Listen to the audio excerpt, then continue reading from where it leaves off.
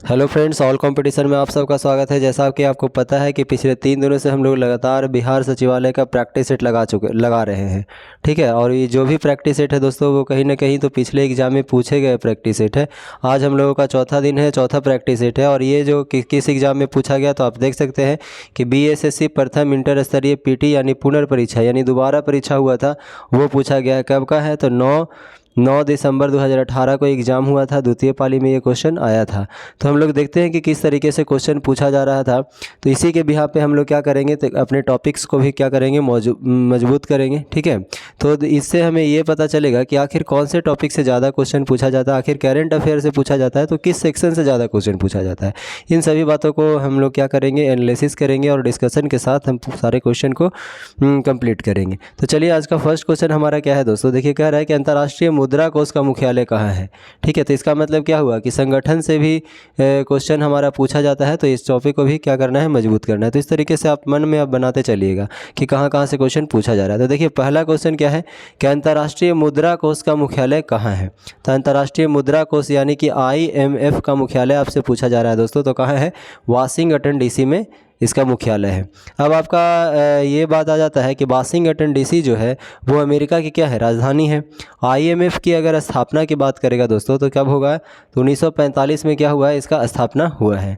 ठीक है, और वर्तमान में जो IMF में सदस्य देश हैं वो टोटल 190 सदस्य देश हैं। और जो सबसे अंतिम में शामिल हुआ है दोस्तों, उसका नाम क्या है? अंडोरा है।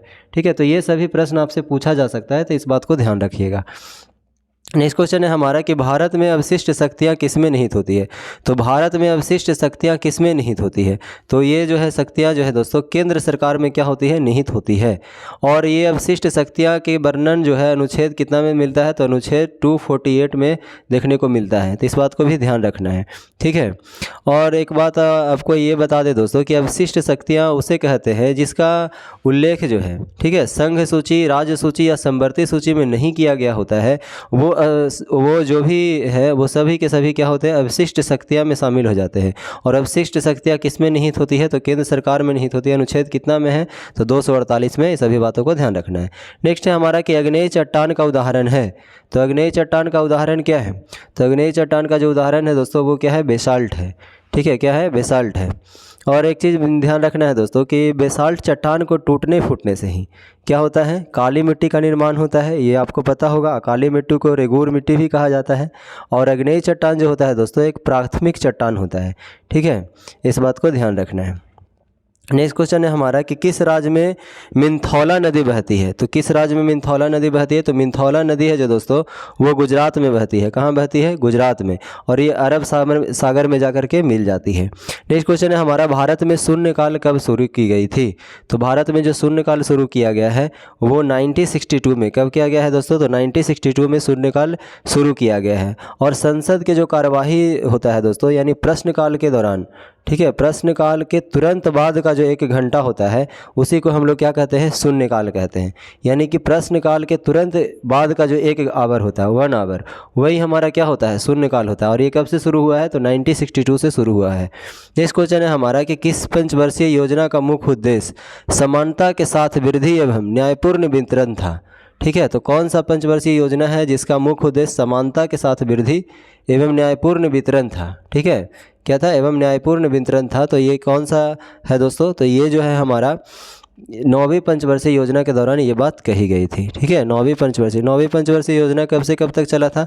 तो 1997 से लेकर के 2002 तक। कब चला है? 2002 तक चला है। ठीक है, इस बात को भी ध्यान रखना है। और इस योजना का ये जो है इसका लक्ष्य रखा गया था 6.5%। लेकिन ये योजना क्या हुआ था? असफल हो गया था, क्योंकि ये अपने लक्ष्य को हासिल नहीं कर पाया था। और ये सिर्फ और सिर्फ 5.4% का ही तक जो है अपने लक्ष्य की प्राप्ति में सफल रहा। ठीक है, तो ओवरऑल अगर हम बात करें तो ये जो 9वीं पंचवर्षीय योजना है दोस्तों, जितना लक्ष्य रखा गया था उतना प्राप्त नहीं कर पाया। तो इस कारण हम कह सकते हैं कि 9वीं पंचवर्षीय योजना जो है क्या रहा? असफल रहा। ठीक है, नेक्स्ट क्वेश्चन हमारा क्या है कि गदर पार्टी की स्थापना कब हुई थी। तो गदर पार्टी की जो स्थापना हुई है दोस्तों, वो 1913 ईस्वी में हुआ है। और कहाँ हुआ है? तो USA के सैन फ्रांसिस्को में किया गया है। ठीक है, और इसके संस्थापक सदस्य में कुछ लोगों का नाम आता है, जिसमें सबसे प्रमुख नाम है लाला हरदयाल। ठीक है। इनके साथ साथ परमानंद, सोहन सिंह भाखना, ये सभी जो थे संस्थापक सदस्य में शामिल थे। ठीक है, तो इन सभी बातों को ध्यान रखना है। नेक्स्ट क्वेश्चन है हमारा, एक बात याद रखना है दोस्तों कि गदर पार्टी की जो स्थापना 1913 में हुआ था, गदर पार्टी नामक एक पत्रिका का भी प्रकाशन हुआ था। तो यहाँ से प्रश्न ये पूछा जाता है कि गदर पार्टी नामक जो पत्रिका का प्रकाशन हुआ वो किस भाषा में, निम्नलिखित में से किस भाषाओं में हुआ है। तो ध्यान रखना है कि अंग्रेजी, उर्दू और गुरुमुखी लिपि में क्या हुआ है, गदर पार्टी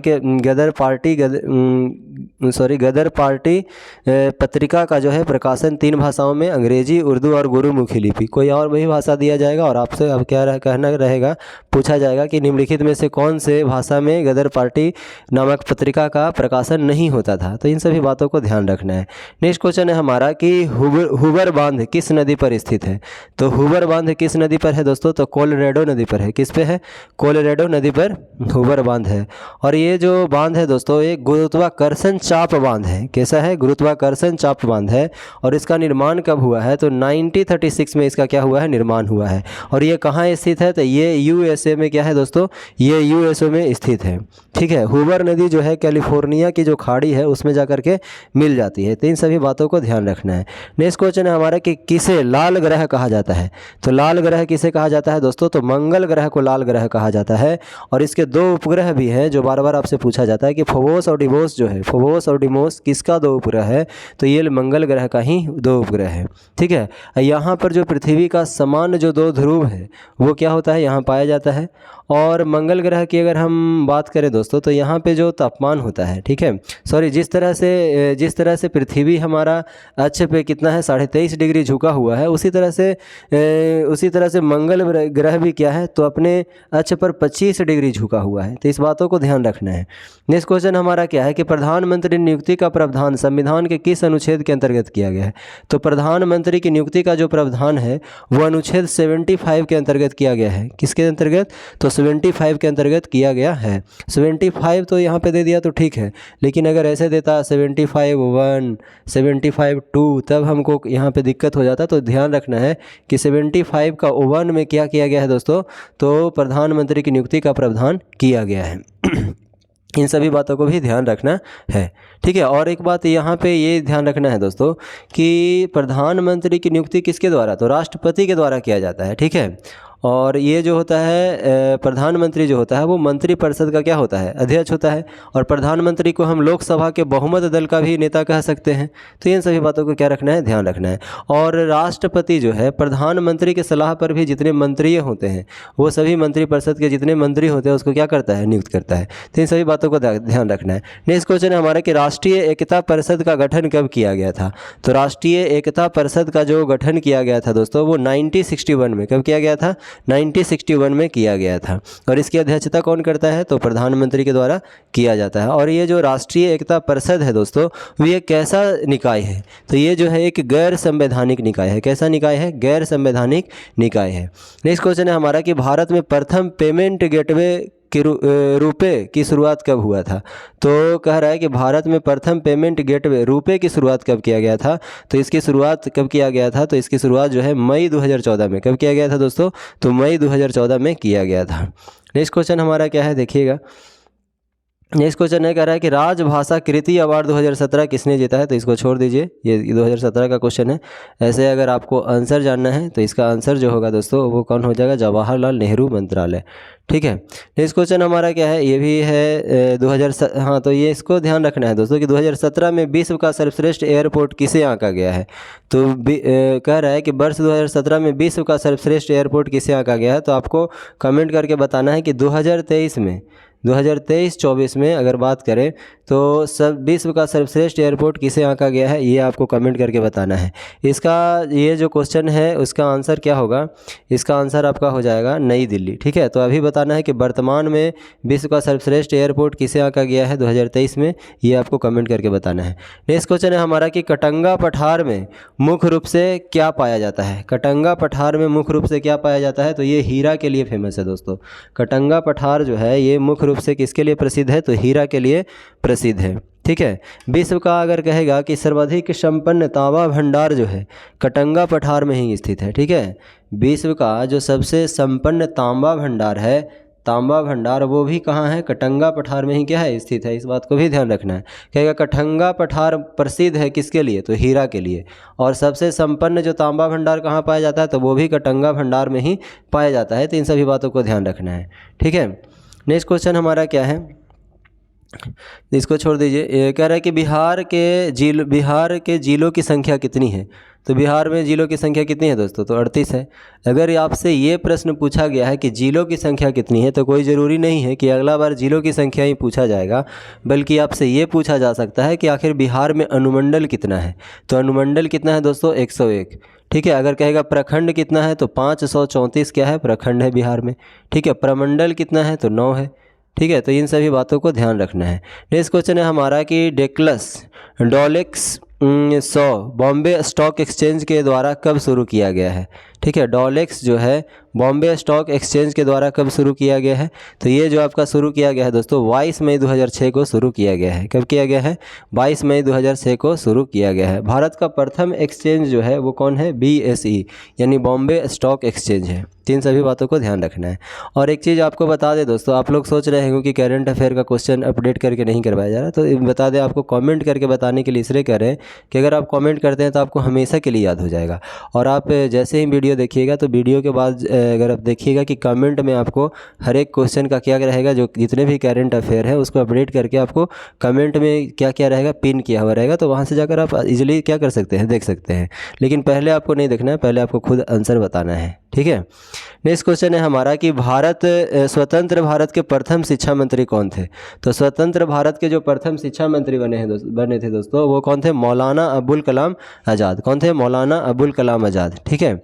और ये जो है कलाम साहब जो है दोस्तों 1940 से 45 तक कांग्रेस के अध्यक्ष भी बने हैं, ठीक है। और इन्हीं के जन्म दिवस पर 11 नवंबर को राष्ट्रीय शिक्षा दिवस के रूप में भी मनाया जाता है। तो इन सभी बातों को क्या रखना है, ध्यान रखना है, ठीक है। 11 नवंबर को क्या मनाया जाता है, तो राष्ट्रीय शिक्षा दिवस। किनके जन्म दिवस पर, तो मौलाना अबुल कलाम आज़ाद पर। क्यों, क्योंकि ये स्वतंत्र भारत के जो प्रथम शिक्षा मंत्री बने थे वो कौन थे, मौलाना अबुल कलाम आज़ाद थे। 1940 से 45 के बीच ये कांग्रेस की अध्यक्षता भी किए हैं। तो उम्मीद करते हैं ये प्रश्न याद हो गया होगा। नेक्स्ट क्वेश्चन है हमारा कि पहली बैसल हाइड्रो इलेक्ट्रिक प्रोजेक्ट कहाँ पर स्थित है। पहली बैसल हाइड्रो इलेक्ट्रिक प्रोजेक्ट जो कहाँ स्थित है दोस्तों, तो ये जो है हमारा केरल में स्थित है, ठीक है। केरल के इडुक्की जिला में आपको देखने को ये मिलेगा। नेक्स्ट क्वेश्चन हमारा क्या है, कह रहा है कि लोकतंत्र एवं विकास के लिए पंचायती राज संस्थाओं के पुनर्जीवित पर LM सिंघवी समिति को कब नियुक्त किया गया है। LM सिंघवी समिति को कब नियुक्त किया गया है दोस्तों, तो ये 16 जून 1986 को। कब किया गया है, 16 जून 1986 को, ध्यान रखना है। नेक्स्ट क्वेश्चन हमारा कह रहा है कि भारतीय संविधान के किस अनुच्छेद में चुनाव आयोग का प्रावधान किया गया है। तो किस अनुच्छेद में है दोस्तों, तो अगर हम बात करें दोस्तों तो 324 का जो एक अनुच्छेद है ये चुनाव आयोग का प्रावधान करता है। भारतीय संविधान 324 का 1 में चुनाव आयोग का क्या करता है, प्रावधान करता है। कहेगा चुनाव आयोग जो है कि कैसा संस्था है, तो ये कैसा संस्था है, संवैधानिक संस्था। सीधा सा मतलब ये संवैधानिक और गैर संवैधानिक में आपको ऐसे डिफ्रेंशिएट करना है कि अगर जो भी चीज़ें अगर जैसे चुनाव आयोग के बारे में पूछे कि ये कैसा संस्था है, तो चुनाव आयोग का वर्णन अनुच्छेद में है कि नहीं है। तो जब अनुच्छेद में है तो इसका मतलब है कि ये संवैधानिक संस्था है, और जिसका वर्णन अनुच्छेद में ना हो, ठीक है, उसको हम क्या कहेंगे, गैर संवैधानिक कहेंगे, ठीक है। नेक्स्ट क्वेश्चन हमारा क्या है, कह रहा है कि इसकी स्थापना कब हुआ है। तो इसकी स्थापना दोस्तों 25 जनवरी 1950 यानी 1950 को किया गया था, ठीक है। और वर्तमान में चुनाव आयुक्त कौन है दोस्तों, तो राजीव कुमार वर्तमान में क्या है, राजीव कुमार जो है वर्तमान में चुनाव आयुक्त है। प्रथम चुनाव आयुक्त पूछेगा तब सुकुमार सेन, ठीक है। कहेगा चुनाव आयुक्त का कार्यकाल कितना होता है, तो चुनाव आयुक्त जो होता है उसका कार्यकाल, मुख्य चुनाव आयुक्त का, देखिए एक होता है मुख्य चुनाव आयुक्त, एक होता है अन्य चुनाव आयुक्त। तो मुख्य चुनाव आयुक्त का जो कार्यकाल होता है या तो 6 वर्ष होगा, नहीं तो 65 वर्ष की आयु होगा। जो पहले पूरा हो जाएगा उसी पे क्या हो जाएंगे, वो रिटायर हो जाएंगे। लेकिन अन्य चुनाव आयुक्त जितने भी होते हैं उनका कार्यकाल 6 वर्ष होता है या फिर 62 वर्ष होता है। जो भी पहले पूरा हो उन्हीं पे उनको क्या किया जाएगा, रिटायरमेंट दे दिया जाएगा। तो इन सभी बातों को ध्यान रखना है। नेक्स्ट क्वेश्चन हमारा क्या है, कह रहा है नूबियन मरुस्थल कहाँ है। तो नूबियन मरुस्थल आपको कहाँ देखने को मिलता है दोस्तों, तो सूडान में देखने को मिलता है, ठीक है। नूबियन मरुस्थल कहाँ देखने को मिलता है, सूडान में मिलता है। और ये जो नूबियन मरुस्थल है, अगर आप मैप पे देखिएगा तो सहारा मरुस्थल है, उसका पूरा भाग में आप देखिएगा तो नूबियन मरुस्थल आपको मिल जाएगा देखने को। ठीक है, नेक्स्ट क्वेश्चन हमारा देखिए करंट अफेयर से है, लेकिन कह रहा है कि वर्ष 2015, देखिए यहाँ पे आपसे पूछा गया 2015-16 के लिए, तो ये तो हमसे प्रश्न पूछा नहीं जाएगा। तो क्या पूछा जाएगा कि 2022 में इंदिरा गांधी अवार्ड मिला है और किसे मिला गया है। तो कोविड के दौरान क्या हुआ था दोस्तों कि कोविड के दौरान जो ये इंदिरा गांधी अवार्ड दिया गया है वो दिया गया है किन को, तो कोविड के दौरान जो जितने भी डॉक्टर हैं, नर्स हैं, ये सभी को क्या योद्धा मान लिया गया। तो ये जो इंदिरा गांधी अवार्ड जो दिया गया है, इंडियन मेडिकल एसोसिएशन और भारतीय प्रशिक्षित नर्स एसोसिएशन को क्या किया गया, संयुक्त रूप से दिया गया था।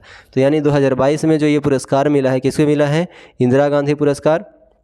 देखिए इंदिरा गांधी जो पुरस्कार मिला है, इंदिरा गांधी अवार्ड से किसे सम्मानित किया गया है 2022 में, तो 2022 में जो सम्मानित किया गया है दोस्तों, ये किसे, इंडियन मेडिकल एसोसिएशन और भारतीय प्रशिक्षित नर्स एसोसिएशन को किया गया। तो इन सभी बातों को ध्यान रखना है। नेक्स्ट क्वेश्चन देखिए हमारा कह रहा है कि भारत में स्वर्ण रेशा क्रांति किससे संबंधित है। तो भारत में जो स्वर्ण रेशा क्रांति है दोस्तों, वो किससे संबंधित है, तो जूट से संबंधित है। किससे है, जूट से संबंधित है। तो देखिए दोस्तों, अगर आप पिछले प्रैक्टिस सेट लगा रहे होंगे तो आपको समझ में आ गया होगा कि ये क्वेश्चन क्या हुआ है, पिछले एग्ज़ाम में ही पूछा गया है और ये क्वेश्चन फिर से रिपीट किया गया है। ठीक है, आगे के एग्ज़ामों में। तो आपसे ये भी समझ सकते हैं कि 2 से 3 क्वेश्चन क्या होता है, रिपीट भी हो सकता है। अगर आप पूरा का पूरा 14 यहाँ पे 14 एग्ज़ाम हुए हैं, वो सभी अगर प्रैक्टिस लगा लेते हैं, तो मान लीजिए कि अगर आपका मिनिमम अगर 5 क्वेश्चन भी अगर आपका रिपीट कर गया है और उसको अगर आप इजीली सही करते हैं, तो कहीं ना कहीं आप और स्टूडेंट के तुलना में आप काफ़ी बेहतर कर रहे होंगे। ठीक है, तो ये क्वेश्चन क्या किया गया है, रिपीट किया गया है। तो कह रहा है भारत में स्वर्ण रेशा क्रांति किससे संबंधित है, तो जूट से संबंधित है। और आपको बता दें दोस्तों कि देश में 71% जो जूट का उत्पादन होता है वो कहाँ होता है, तो वो पश्चिम बंगाल में होता है। ठीक है, इस बात को ध्यान रखना है। नेक्स्ट क्वेश्चन है हमारा कि प्रथम भोजपुरी उपन्यास बिंदिया किसके द्वारा लिखा गया है। तो प्रथम भोजपुरी उपन्यास जो बिंदिया है दोस्तों, वो किसके द्वारा लिखा गया है, तो वो रामनाथ पांडे के द्वारा लिखा गया है। किनके द्वारा, तो रामनाथ पांडे के द्वारा लिखा गया है। कह रहा है कोरिंगा मैनग्रोव स्थल कहाँ है। तो कोरिंगा मैनग्रोव स्थल कहाँ है दोस्तों, तो कोरिंगा मैनग्रोव स्थल जो है आपको कहाँ देखने को मिलता है, तो ये आंध्र प्रदेश में देखने को मिलता है। कहेगा प्रधानमंत्री आदर्श ग्राम योजना कब शुरू किया गया है। तो प्रधानमंत्री आदर्श ग्राम योजना जो शुरू किया गया है दोस्तों, वो कब किया गया है, तो 2009-10 में शुरू किया गया है। कब किया गया है, 2009-10 में शुरू किया गया है। नेक्स्ट क्वेश्चन हमारा क्या है, कह रहा है कि भारत में कौन सा राज्य चांदी का सर्वाधिक उत्पादक है। तो चांदी का सर्वाधिक उत्पादक कौन सा है दोस्तों, तो चांदी का जो सर्वाधिक उत्पादक है वो है कौन, राजस्थान है। ठीक है, और अगर हम बात करें कि सर्वाधिक तो राजस्थान में होता है, इसके पिछले स्थान पे यानी कि इसके बाद कौन है, तो इसके बाद कर्नाटक आपको देखने को मिलेगा, उसके बाद झारखंड है। ठीक है, तो ये सभी बातों को ध्यान रखना है। नेक्स्ट क्वेश्चन हमारा क्या है, कह रहा है कि बिहार में भारत छोड़ो आंदोलन के दौरान सचिवालय गोलीकांड की घटना कब हुई है। तो भारत छोड़ो आंदोलन के दौरान सचिवालय जो गोलीबारी घटना हुआ है दोस्तों, वो कब हुआ है, तो 11 अगस्त 1942 को। कब हुआ है, 11 अगस्त 1942 को हुआ है। ठीक है, तो इन सभी बातों को क्या करना है, ध्यान रखना है। नेक्स्ट क्वेश्चन हमारा क्या है, कह रहा है टिटिकाका झील कहाँ अवस्थित है। तो टिटिकाका झील जो है दोस्तों, वो कहाँ अवस्थित है, तो बोलीविया की सीमा पर, पेरू बोलीविया की सीमा पर स्थित है। कहाँ है, तो बोलीविया एवं पेरू। ठीक है, टिटिकाका झील जो है पेरू एवं बोलीविया के सीमा पर स्थित है। और एक बात यहाँ से ये भी ध्यान रखना है कि अगर आपसे ये प्रश्न पूछ लिया होता है कि विश्व की सबसे ऊंची नौकागम्य झील कौन सा है, तो यही है टिटिकाका झील। विश्व की सबसे ऊंची नौकागम्य झील कौन सा है, तो टिटिकाका झील। अब बोलीविया की पठार जो है यह कहाँ है, तो ये टिटिकाका झील जो है बोलीविया की जो पठार है उसी में क्या है, ये टिटिकाका झील स्थित है। नेक्स्ट क्वेश्चन हमारा कि भारतीय संविधान के किस अनुच्छेद में राज्य वित्त आयोग का प्रावधान है। ठीक है, तो भारतीय संविधान के किस अनुच्छेद में राज्य वित्त आयोग का प्रावधान है। देखिए ऐसे संविधान में अगर आपसे वित्त आयोग पूछता तो वित्त आयोग क्या हो जाता, अनुच्छेद 280 में होता। केंद्रीय वित्त आयोग कहता तो क्या होता, 280। लेकिन यहाँ पे राज्य वित्त आयोग आपसे पूछा है, तो राज्य वित्त आयोग जो है दोस्तों वो कितना है, 243 का आई में है। किस में है, 243 का आई में क्या है, राज्य वित्त आयोग। केंद्र वित्त आयोग का कहाँ है, तो 280 में, और राज्य वित्त आयोग कितना में है, तो 243 में। तो इन सभी बातों को ध्यान रखना है, 243 का आई। ठीक है, नेक्स्ट क्वेश्चन हमारा क्या है कि राष्ट्रीय ग्रामीण स्वास्थ्य मिशन कब शुरू हुआ।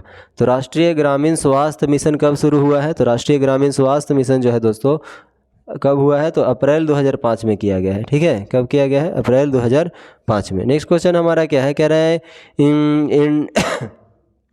Sorry, industrial scientific India private limited का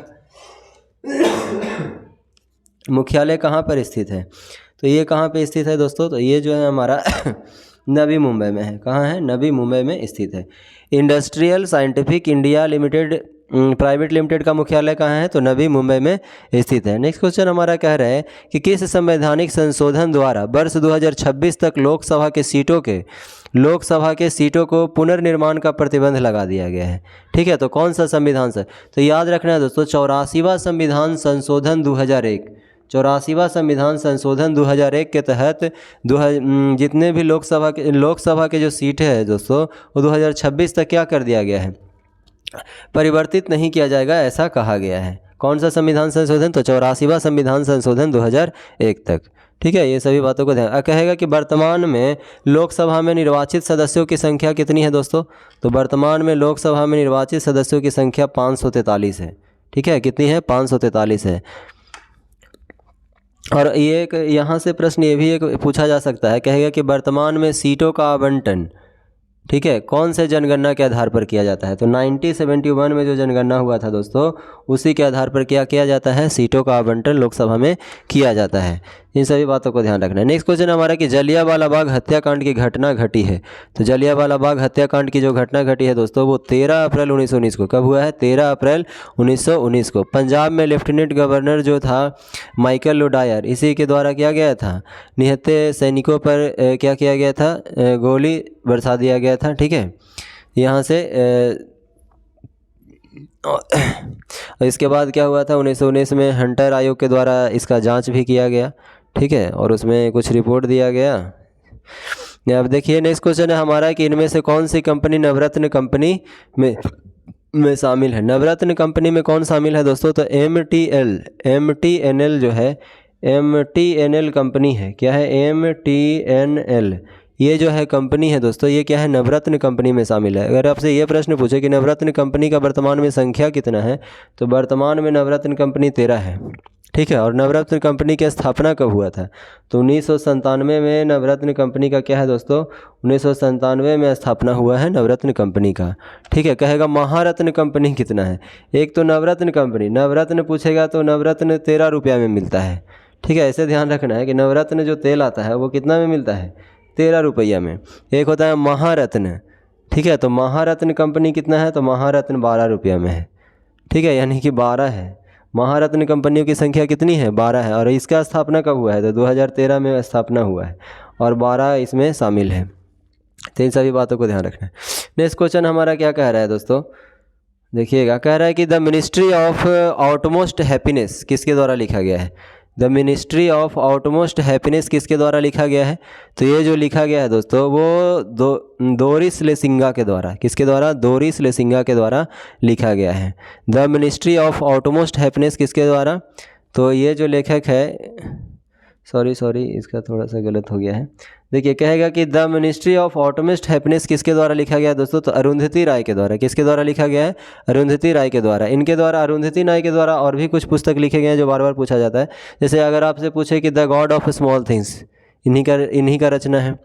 और इन्हीं the God of small things के लिए जो है अरुंधति राय को बुकर पुरस्कार से भी सम्मानित किया गया था। और इसका जो संबंध है दोस्तों, नर्मदा बचाओ आंदोलन से भी इनका संबंध है।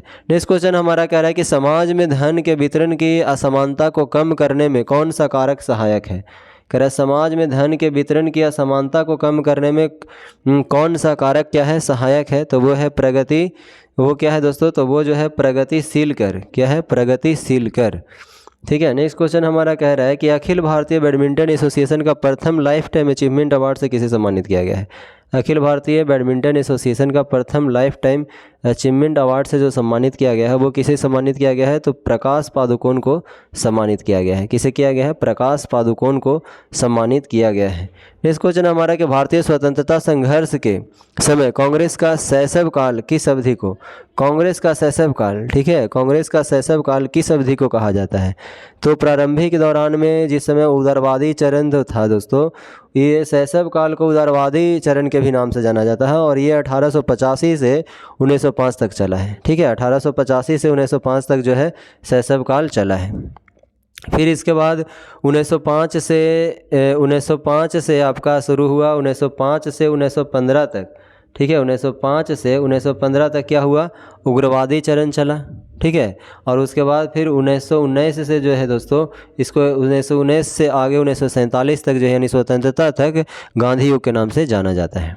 तो शैशव काल को क्या कहा जाता है, उदारवादी चरण भी कहा जाता है। तो यहाँ पे अगर शैशव काल की जगह उदारवादी चरण कहा जाता तो भी आपका आंसर क्या होता, 1885 से 1905। फिर 1905 से हो सकता है कि अगला बार ये क्वेश्चन न दे करके ये पूछे कि उग्रवादी चरण कब से कब तक, तो 1900 आपका 1905 से लेकर के 1915 तक चला है। कब तक चला है, 1905 से 1915 तक, ठीक है। तो ये सभी बातों को ध्यान रखना। कांग्रेस का स्थापना कब हुआ था, तो 1985 में। नेक्स्ट क्वेश्चन है हमारा कि जुलाई 2017 में, देखिए जुलाई 2017 का पूछा है, तो इसको आपको क्या रखना है, ध्यान नहीं रखना है। नेक्स्ट क्वेश्चन इसको छोड़ दीजिए, इसको आप कमेंट करके बताइएगा, ठीक है। नेक्स्ट क्वेश्चन है हमारा कि द कोलिन्स ईयर्स किसके द्वारा लिखा गया है, द कोलिएशन ईयर्स किसके द्वारा लिखा गया है दोस्तों, तो ये जो लिखा गया है आपका, ये प्रणब मुखर्जी के द्वारा, किनके द्वारा, प्रणब मुखर्जी के द्वारा लिखा गया है। और ये प्रणब मुखर्जी जो है दोस्तों, भारत के 13वें राष्ट्रपति जो है बने थे। नेक्स्ट क्वेश्चन हमारा कह रहा है कि भारतीय राष्ट्रीय कांग्रेस के दूसरे अध्यक्ष कौन है, तो भारतीय राष्ट्रीय कांग्रेस के जो दूसरे अध्यक्ष है दोस्तों, वो दादा भाई नौरोजी, कौन है, दादा भाई नौरोजी हैं, ठीक है। पहला अध्यक्ष कौन है, तो व्योमेश चंद्र बनर्जी। दादा भाई को grand old man of India भी कहा जाता है, ये तो आप जानते ही होंगे, ठीक है। धन निष्कासन का सिद्धांत भी इन्हीं के द्वारा प्रतिपादित किया गया था। Poverty and British rule in India में प्रसिद्ध धन का निष्कासन सिद्धांत कौन दिए, दादा भाई नौरोजी ने दिए थे। कहेगा आपसे प्रथम मुस्लिम अध्यक्ष कौन, तो बदरुद्दीन तैयब जी। कहेगा प्रथम अंग्रेज अध्यक्ष कौन, तो जॉर्ज यूल, ठीक है। तो ये सभी को ध्यान रखना है। नेक्स्ट क्वेश्चन है हमारा कि भारत में कौन सा राज्य जो है, ठीक है, भारत में देखिए 46 में कह रहा है कि भारत में कौन सा राज्य 2015-16 में, तो देखिए 2015-16 में आम उत्पादन के सर्वोच्च स्थान पर रहा है। तो ये 2015-16 हटा दीजिए। वर्तमान में अगर हम आपको बताएं दोस्तों, तो वर्तमान में जो है आम उत्पादन में सर्वोच्च स्थान पे कौन रखा है, तो क्या है, भारत ही क्या है। उस समय भी वर्तमान में कौन है, भारत है, ठीक है, कौन है, भारत। लेकिन अगर पूछेगा भारत में कौन, तो भारत में अगर आपसे पूछेगा कौन, तो भारत से फिर कौन हो जाएगा आपका, उत्तर प्रदेश हो जाएगा, ठीक है। आम उत्पादन में सर्वोच्च स्थान कौन हो जाएगा, उत्तर प्रदेश हो जाएगा, ठीक है। नेक्स्ट क्वेश्चन है हमारा, दूसरा स्थान किसका है, आंध्र प्रदेश। तीसरा स्थान किसका है, कर्नाटक का। और आपको बता दें दोस्तों कि अगर पूछेगा कि विश्व में, ठीक है, विश्व में आम उत्पादन हो, चाहे पपीता हो, चाहे केला हो, ये तीनों फलों में जो है भारत का प्रथम स्थान रहता है, ठीक है। नेक्स्ट क्वेश्चन है हमारा कि सूरीनाम की राजधानी कहाँ है, तो सूरीनाम की राजधानी कहाँ है दोस्तों, तो पारामारिबो है। कहाँ है, पारामारिबो। सूरीनाम की राजधानी कहाँ है, पारामारिबो, ठीक है, कहाँ है, पारामारिबो। और ये जो है दोस्तों बता दें कि क्षेत्रफल तथा आबादी की दृष्टि से दक्षिण अमेरिका जो महादेश है उसका सबसे छोटा देश है कौन, सूरीनाम। क्षेत्रफल हो या फिर आबादी की दृष्टि से दक्षिण अमेरिका महादेश का सबसे छोटा देश कौन है, तो ये है सूरीनाम, ठीक है। तो इसको ध्यान रखना है। नेक्स्ट क्वेश्चन है हमारा कि यक्षगान लोक नृत्य संबंधित है, तो यक्षगान जो लोक नृत्य है दोस्तों वो कहाँ से संबंधित है, तो यक्षगान कहाँ से है, तो कर्नाटक से संबंधित है, इस बात को ध्यान रखना है। नेक्स्ट क्वेश्चन है हमारा, ये कह रहा है कि प्रूस एकल फ्रेंच ओपन टेनिस, यहाँ पे 2017 पूछा है, आपको 2023 का बताना है कि पुरस्कार किसने जीता है। कमेंट करके आपको कमेंट सेक्शन में बताना है। नेक्स्ट क्वेश्चन है हमारा कि एजेंडा 2021 किससे संबंधित है। एजेंडा 2021 जो है दोस्तों वो किससे संबंधित है, तो ये जो है संबंधित है वो किससे है, रियो डी जनेरियो सम्मेलन 1992 में हुआ था, इससे क्या है, संबंधित है, ठीक है। यह सम्मेलन किसके लिए हुआ था, मुद्दा क्या था, तो मुद्दा था पर्यावरण एवं विकास था। क्या था मुद्दा, पर्यावरण एवं विकास था, ठीक है। नेक्स्ट क्वेश्चन अगर हम बताएं तो देखिए कह रहे हैं कि हिंदी उपन्यास राग दरबारी किसके द्वारा लिखा गया। हिंदी उपन्यास राग दरबारी किसके द्वारा लिखा गया है दोस्तों, तो ये श्री लाल शुक्ल के द्वारा, किसके द्वारा, श्री लाल शुक्ल के द्वारा लिखा गया है, ठीक है। नेक्स्ट क्वेश्चन हमारा कह रहा है कि साइमन कमीशन की रिपोर्ट कब प्रकाशित हुई, तो साइमन कमीशन का रिपोर्ट कब प्रकाशित हुआ है दोस्तों, तो ये प्रकाश कह देखिए यहाँ से 3 प्रश्न बनता है और तीनों ही काफ़ी, अगर आपको नहीं पता होगा तो काफ़ी कन्फ्यूजन होगा। कहेगा दोस्तों कि साइमन कमीशन का गठन कब हुआ, तो साइमन कमीशन का जो गठन हुआ है 1927 यानी 1927 में गठन हुआ। कहेगा भारत कब आया, साइमन कमीशन भारत कब आया, तो 1928 में भारत आया। कहेगा कि इसका रिपोर्ट कब प्रकाशित हुआ, तब 1900 क्या होगा 30 होगा। तो जैसे ही आप लोग साइमन कमीशन देखते हैं सीधा सीधा आंसर आपका क्या हो जाता है 1927। तो ये कभी गलती नहीं करना है, देखना है कि कह रहा है साइमन कमीशन का रिपोर्ट कब प्रकाशित हुआ, तो आपका आंसर क्या होना चाहिए बताइए। साइमन कमीशन का रिपोर्ट कब प्रकाशित हुआ, तो साइमन कमीशन का रिपोर्ट 1930 में प्रकाशित हुआ। ठीक है, कब प्रकाशित हुआ 1930 में। कहेगा कि साइमन कमीशन का गठन कब हुआ, तो 1927 में। साइमन कमीशन भारत कहाँ कब आया, तो 1928 में। तो इन सभी बातों को क्या रखना है, ध्यान रखना है। नेक्स्ट क्वेश्चन हमारा क्या है, देखिए नेक्स्ट क्वेश्चन है, कह रहा है कि बिहार में प्रसिद्ध मंदागिरी मंदिर, ठीक है, मंदागिरी मंदिर कहाँ स्थित है। ठीक है, बिहार में प्रसिद्ध मंदागिरी जो मंदिर है दोस्तों वो कहाँ स्थित है, तो बिहार के बांका ज़िले में स्थित है। ये कहाँ है, बिहार के बांका ज़िले में स्थित है। ये प्रश्न ये पूछा है तो ये भी पूछा जा सकता है ये किन भगवान का समर्पित है या फिर कौन सा धर्म से है, तो ये विष्णु भगवान है तथा फिर दूसरा जो है ये जो है मंदार पर्वत शिखर पर 2 मंदिर है। ठीक है, देखिए मंदागिरी मंदिर जो है ये बांका है, ठीक है, कहाँ है, बांका ज़िला में है। और ये जो मंदागिरी जो पर्वत है दोस्तों, मंदार पर्वत है, इस पे 2 मंदिर है, एक तो है भगवान विष्णु का और दूसरा है जो जैन मंदिर का है। ठीक है, तो ये भी ध्यान रखना है। और यहाँ कहा जाता है कि पाप हरनी नामक जो है यहाँ पे प्रसिद्ध तालाब है। ठीक है, नेक्स्ट क्वेश्चन है हमारा कि कौन सा एक व्यावसायिक संगठन है, कौन सा जो है एक व्यावसायिक संगठन है, तो एसोचैम की अगर बात करें, एसोचैम जो है एक क्या है व्यावसायिक संगठन, और इसकी स्थापना कब हुई थी, तो 1920 में इसकी स्थापना हुई है। इसका मुख्यालय कहाँ है, तो इसका मुख्यालय जो है दोस्तों दिल्ली में है। कहाँ है इसका मुख्यालय, दिल्ली में है।